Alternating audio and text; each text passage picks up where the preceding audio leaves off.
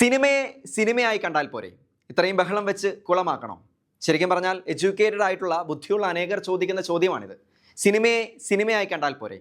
ഒന്നാം തരം ഫ്രെയിമിംഗ്, മലയാളത്തിൽ ഇതുവരെ കാണാത്ത മേക്കിംഗ്, കോടികൾ മുടക്കിയ നിർമ്മാതാക്കളുടെ കണ്ണീർ, പൃഥ്വിരാജിനെ പോലെ ഇത്ര കമ്മിറ്റഡ് ആയിട്ട് ഫ്രെയിമുകൾ ശ്രദ്ധിച്ച വ്യക്തി, ഒരുപാട് വിദേശീയരെ മലയാള സിനിമയിലേക്ക്, മലയാള ഫ്രെയിമിലേക്ക് കൊണ്ടുവന്ന സിനിമ, ആർട്ട് വർക്കിൻ്റെ മികവ് കൊണ്ട് അത്ഭുതപ്പെടുത്തിയ സിനിമ, നെഗറ്റീവ് എനർജി തരുന്നത് പോലെ തോന്നുമെങ്കിലും നല്ല ഒന്നാം തരം കമ്പോസിംഗ് ഉള്ള ചില പാട്ടുകൾ ഉള്ള സിനിമ, പൃഥ്വിരാജിൻ്റെ മോള് അസാധ്യമായി പാടിയ സിനിമ, ചില കണ്ടിന്യൂറ്റി പ്രശ്നങ്ങളൊക്കെ ഉണ്ടെങ്കിലും ശരിക്കും ഇന്ത്യക്ക് അഭിമാനിക്കാവുന്ന ഒരു ഫിലിം മേക്കിംഗ്.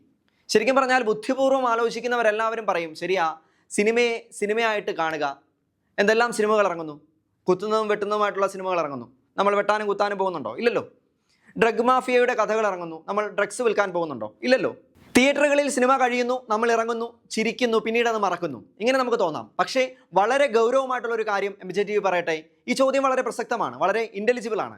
കോടികൾ മുടക്കി ഇറങ്ങുന്ന സിനിമയ്ക്കെതിരെ പട്ടി കുരയ്ക്കുന്നത് പോലെ നിങ്ങളൊക്കെ കുരയ്ക്കുകയല്ലേ എന്ന് പലരും പറയുന്നുണ്ട്.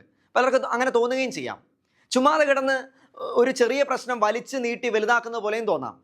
പിള്ളേർക്കും മുതിർന്നവർക്കും അടക്കം, അച്ഛന്മാരിലും ശുശ്രൂഷകരിലും ഒക്കെ ഈ അഭിപ്രായമുള്ളവരും ഉണ്ടാകാം. പക്ഷേ ഒരു കാര്യമുള്ളത്, മീഡിയ എന്താണെന്ന് നമ്മൾ ആദ്യം അറിഞ്ഞിരിക്കണം.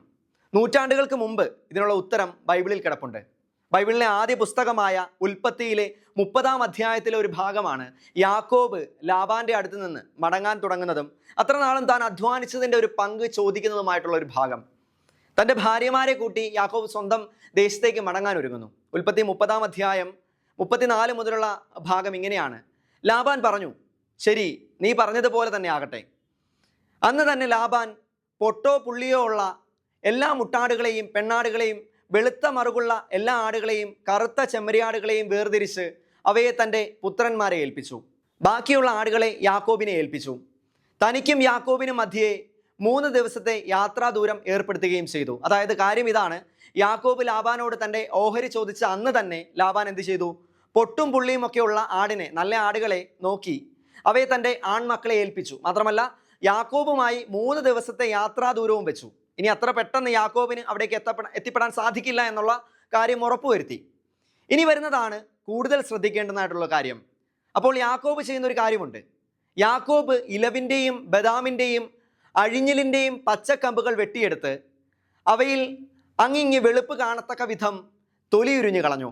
അതായത് ഈ കമ്പുകളുടെ എല്ലാം ഇടയ്ക്കിടയ്ക്ക് പച്ചത്തൊലികൾ മാറ്റി പൊട്ടുപോലെ കാണത്തക്ക വിധം എടുത്തു മാറ്റി, കണ്ടാൽ ഇടയ്ക്കൊരു വെള്ളപ്പൊട്ട് പോലെയും വെള്ളപ്പുള്ളിപ്പാട് പോലെയൊക്കെ തോന്നും വിധമാക്കി. പിന്നീട് യാക്കോബ് ചെയ്യുന്നത്, താൻ തൊലിയുരിഞ്ഞു മാറ്റിയ കമ്പുകൾ ആടുകൾ വെള്ളം കുടിക്കുന്ന പാത്തികളിൽ അവയുടെ മുൻപിൽ അവൻ കുത്തി നിർത്തി. വെള്ളം കുടിക്കാൻ വരുമ്പോഴാണ് അവ ഇണചേരാറുള്ളത്. ആടുകൾ ഈ കമ്പുകളുടെ മുമ്പിൽ ഇണചേർന്നു. അവയ്ക്ക് പൊട്ടും പുള്ളിയും വരെയുള്ള കുട്ടികളുണ്ടായി. ഇതാണ് കാര്യം. അത് കണ്ടുകൊണ്ട് ഇണചേർന്ന മൃഗങ്ങളിൽ പൊട്ടും പുള്ളിയും വരെയുള്ള കുട്ടികളുണ്ടായി എന്ന്. വെറും മൃഗങ്ങൾ, മനുഷ്യൻ്റെ അത്ര ബുദ്ധിശേഷി ഇല്ലാത്ത മൃഗങ്ങൾ, അതും എപ്പോഴാ? ഇണചേർന്നപ്പോൾ. നമുക്കറിയാം, ഇണചേരുമ്പോൾ മനുഷ്യനാണെങ്കിലും മൃഗമാണെങ്കിലും ശരിക്കുള്ള ഇമ്പൾസ് വേറെയാണ്, ശ്രദ്ധ ഇണചേരുന്നതിലാണ്.